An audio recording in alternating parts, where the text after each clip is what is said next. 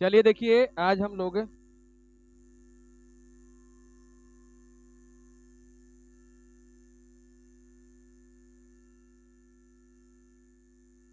चल देखिए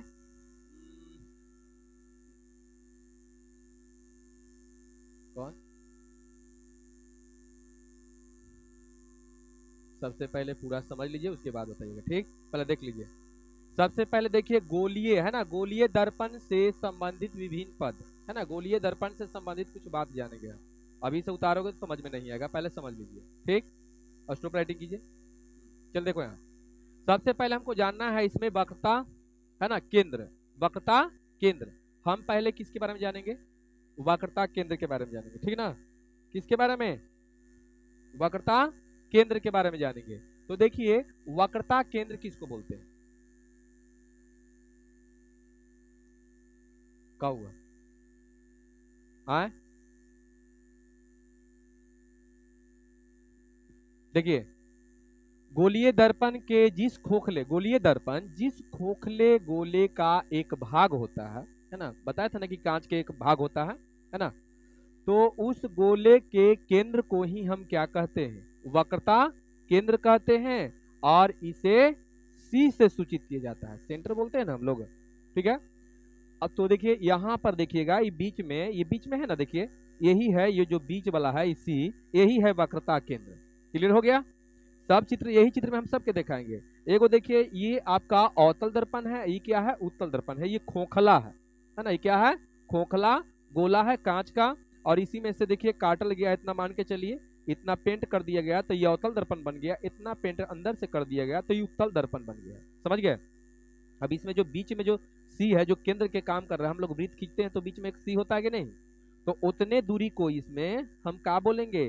तो वक्रता केंद्र, इसको सी से सूचित किया जाता है। आगे है ध्रुव, जिसको पोल बोला जाता है।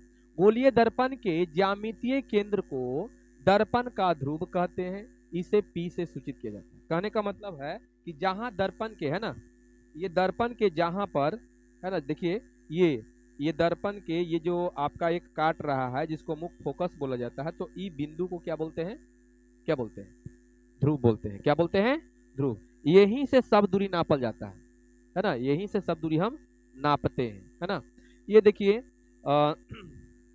यहाँ भी थोड़ा सा ध्यान दीजिएगा कि अवतल दर्पण में, अच्छा चलिए आगे बताएंगे हम। ठीक, आगे भी बताएंगे, जब फिलहाल में ये जो है उसको पहले समझ लीजिए।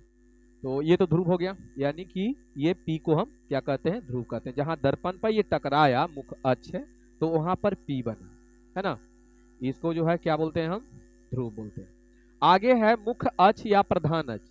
मुख्य अक्ष के दो दो नाम है, प्रधान अक्ष कहिए चाहे मुख्य अक्ष कहिए। दर्पण के ध्रुव और वक्रता केंद्र को मिलाने वाले। वक्रता केंद्र बताइए कौन है? ये वाला है, देखिए क्या है? ये सी है, ये सी है, आई ध्रुव यहाँ है ना। तो देखिए दर्पण के ध्रुव और वक्रता केंद्र को मिलाने वाली रेखा को दर्पण का मुख्य अक्ष या प्रधान अक्ष कहते हैं। मतलब यहां से लेकर यहां तक ही प्रधान अक्ष है। इधर भी चल गया तो इधर भी इसको प्रधान अक्ष कहेंगे, है ना। ये सब ये लाइन जो भी है उसको क्या बोलते हैं?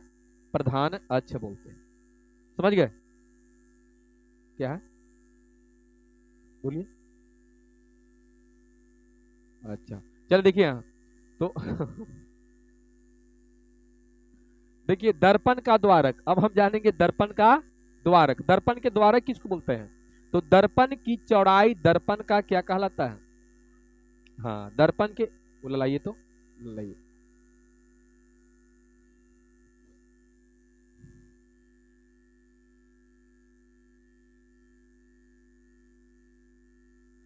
देखिए देखिए दर्पण के चौड़ाई है ना, तो देखिए यहां से लेकर यहां तक जो एम है, एम डैश है, इसको हम क्या कहते हैं? दर्पण का द्वारक कहते हैं। क्या कहते हैं? दर्पण का द्वारक कहते हैं, चाहे दर्पण का चौड़ाई, है ना। दर्पण के चौड़ाई गलत नहीं है, तुम्हारा भी सही है। दर्पण के चौड़ाई को ही दर्पण का क्या कहा जाता है? द्वारक। देखिए दर्पण का द्वारक इतना जो है ना, ये चौड़ा, ये दर्पण का क्या है? द्वारक है। क्या है? दर्पण का द्वारक हो गया। चलिए ये बात समझ में आपको आ गया। आगे हम लोग चलते हैं, यहाँ पर ये चित्र पहले देख लीजिए। देखिए ये चित्र बनाया हुआ है ना, इसी में हम सब बताएंगे, ठीक ना। जैसे में देखिए ये P है और ये जो है C है, बीच में ई P और C के बीच में एक F होता है। समझ गए, जिसको आप मुख्य फोकस कहते हैं, है ना। यानी कि उत्तल दर्पण में भी, अवतल दर्पण में भी मुख्य फोकस होते हैं और उत्तल दर्पण में भी मुख्य फोकस होते हैं, लेकिन दोनों में अंतर यही है कि अवतल दर्पण में बायां साइड में मुख्य फोकस होते हैं, देख रहे हो ना, अवतल दर्पण में। और कौन दर्पण में, उत्तल में, हाँ, यानी कि दाहिना साइड, ये बायां और ये दायां। सी भी वही हाल है, इधर देखिए बायां और इधर दाहिना, समझ में आ गया, दायां। अब देखिए वक्रता त्रिज्या। अभी एक बात और याद रखिएगा, ये जो है सबसे पहले हम आपको एक बताए होंगे, ऐसे बताए थे ना नियामक ज्यामिति में। तो इसमें जो है ये 0 होता है मूल बिंदु, लेकिन यहाँ जो है मूल बिंदु कौन सी काम करता है, ध्रुव, है ना। तो एक बायां साइड में देखिए, इधर अगर चलेंगे तो बताइए माइनस में होता है कि नहीं, और नीचे होता है क्या, माइनस होता है, इधर प्लस होता है, इधर प्लस होता है। तो ई में देखिए यहाँ पर ये एकर मतलब कि यहाँ से जो दूरी आपका होगा ये आपका माइनस में होगा, लेकिन इसमें क्या होगा, प्लस होगा, क्योंकि ये दाहिना साइड में है। समझ गया ना, यहाँ जानना जरूरी है। चलिए अब आगे बढ़ते हैं, वक्रता त्रिज्या हम बात करेंगे, किसका, वक्रता त्रिज्या। दर्पण जिस खोखले गोले का एक भाग होता है, उस गोले की त्रिज्या को ही हम दर्पण का वक्रता त्रिज्या कहते हैं। इसे आर से सूचित किया जाता है। कहने का मतलब है कि देखिए, कहने का मतलब है कि देखिए यहाँ पर बार बार यहाँ बांधना पड़ेगा ना, ऐसी है का धागा छोटा मोटा, हाँ छोड़ दीजिए। देखिए बार बार फंस जा रहा है। देखिए यहाँ पर वक्रता त्रिज्या है ना, तो वक्रता त्रिज्या मतलब P से C तक के दूरी को क्या कहते हैं। ऐसे भी आप क्या करते हैं कि इस तरह से आप वृत्त खींचते हैं, तो बीच में यहाँ से लेकर यहाँ तक त्रिज्या होता है कि नहीं, होता है ना त्रिज्या, तो वही त्रिज्या यहाँ भी है। देखिए यहाँ से लेकर यहाँ तक, यहाँ पर बोला जा रहा है, तो दर्पण जिस खोखले गोले का एक भाग होता है, उस गोले की त्रिज्या को ही हम दर्पण का वक्रता त्रिज्या कहते हैं। इसे आर से सूचित किया जाता है। समझ गए। तो चलिए यहाँ से लेकर यहाँ तक, यहाँ से लेकर यहाँ तक, ये वक्रता त्रिज्या है। अब दोनों में अंतर यही है कि इसमें जो है बायां साइड में है तो प्लस में होगा, इसमें दाहिना साइड में हो, सॉरी बायां साइड में है माइनस होगा, और दाहिना साइड में है तो प्लस में।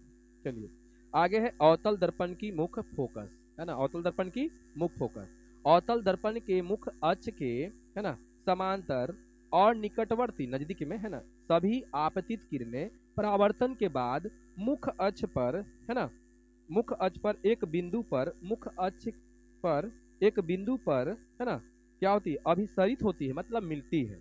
तब इस बिंदु को अवतल दर्पण का मुख्य, है ना, क्या कहते हैं, मुख्य अक्ष कहते हैं। इस बिंदु को एफ से सूचित किया जाता है। देखिए इसको बढ़िया से समझिएगा, इस चित्र को देख लीजिए, इस चित्र को देखिएगा, ये अवतल दर्पण के मुख्य फोकस को कैसे पता किया जाएगा इसमें, ठीक ना। ध्यान से देखिए, सबसे पहले देखिए ये आपका यहाँ से लेकर यहाँ जो सीपी है, वो सीपी क्या है, जल्दी बताइए, मुख्य अक्ष चाहे प्रधान अक्ष, यही है ना। एकदम बढ़िया से देखिएगा, ये आपका सीपी जो है मुख्य अक्ष या प्रधान अक्ष है। इसके समांतर में देखिए वो किरण यहाँ आ रहा है, ये किरण है, देखिए समांतर ये किरण है ना। एक आध गो और लिखते, है ना, ऐसे किरण लिखते।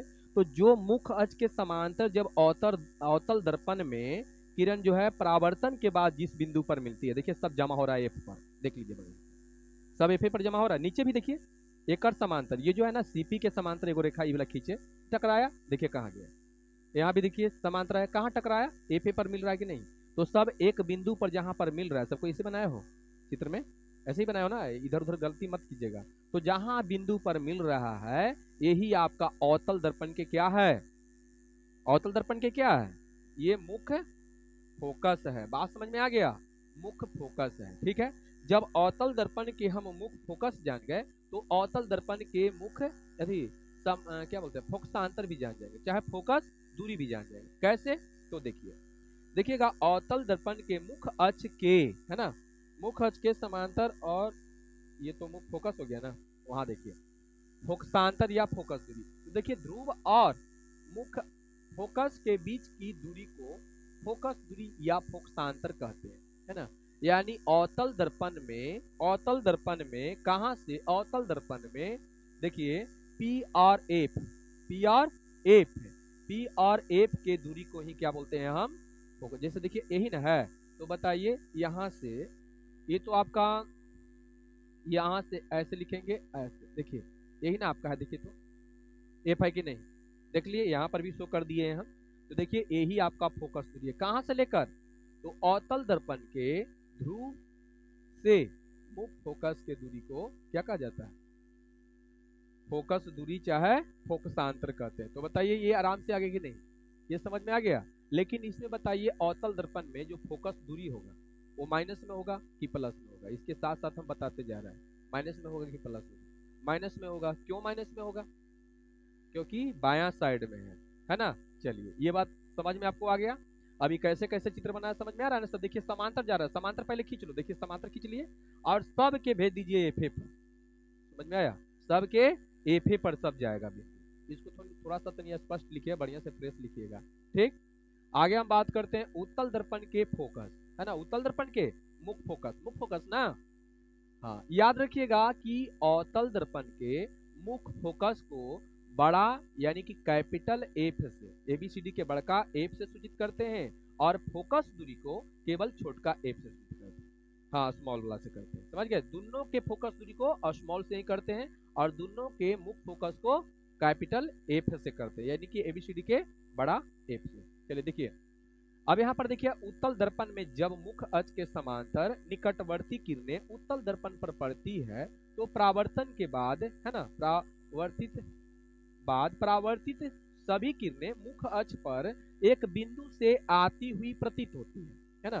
तब उस बिंदु को उत्तल दर्पण का मुख्य फोकस कहते हैं। ध्यान से सुनिएगा, देखिए ये आपका मुख्य अक्ष हो गया, मुख्य अक्ष हो गया। मुख्य अक्ष के देखिए एगो समांतर किरण यहाँ से भी यहाँ तक भी खींच सकते हैं, यहाँ से ऐसे सब बराबर आप कर दीजिएगा, यहाँ से ऐसे सब बराबर खींचिएगा, यहाँ से ऐसे, समझ, बड़ा बड़ा छोटा ऑयल है। तो देखिए ये समांतर है, ये समांतर, ये समांतर, सब समांतर लग रहा है। समांतर के बाद ये जानते हो टकराया, अलग अलग रिटर्न हो गया, टकराया रिटर्न हो गया, लेकिन लग रहा है कि ये से आ रहा है। देखिए आती हुई प्रतीत हो रहा है कि नहीं, यहाँ से अगर कोई ताके तो लगेगा उसको कि यहाँ से आ रहा है, लेकिन वास्तव में ये जे से आ रहा है, रिटर्न होके यहाँ से आ रहा है कि नहीं, आ रहा है ना। यहाँ भी देखिए समांतर गया, समांतर गया, टकराया, लगले रिटर्न हो गया, लेकिन लग रहा है कि एफ से आ रहा है, लग रहा है कि एफ से आ रहा है। यहाँ से देखेंगे तो एफ से आ रहा है, यहाँ से देखेंगे तो लग रहा है कि एफ से आ रहा है, लेकिन एजे से रिटर्न हुआ है, रिटर्न हुआ कि नहीं, ये हो यहाँ से रिटर्न हुआ है। तो ये आती हुई प्रतीत हो जाएगा, जहां जिस बिंदु से आती हुई प्रतीत हो जाएगा तो इसको हम बोलते हैं उत्तल दर्पण के मुख्य फोकस। समझ में आ गया यहाँ तक। और फिर जो है आपका उत्तल दर्पण की फोकस दूरी की बात हो रहा है, तो फिर तो आप वही बात बोलिए कि उत्तल दर्पण के मुख्य फोकस और ध्रुव के बीच के दूरी को क्या कहा जाता है, हाँ उत्तल दर्पण का फोकस दूरी चाहे फोकसांत, यही ना। बताइए इतना समझ में आ गया, सब कुछ उतार लिया, इस समझ में आया कि नहीं आया, बढ़िया से समझ में आ गया है ना। चलिए ठीक है।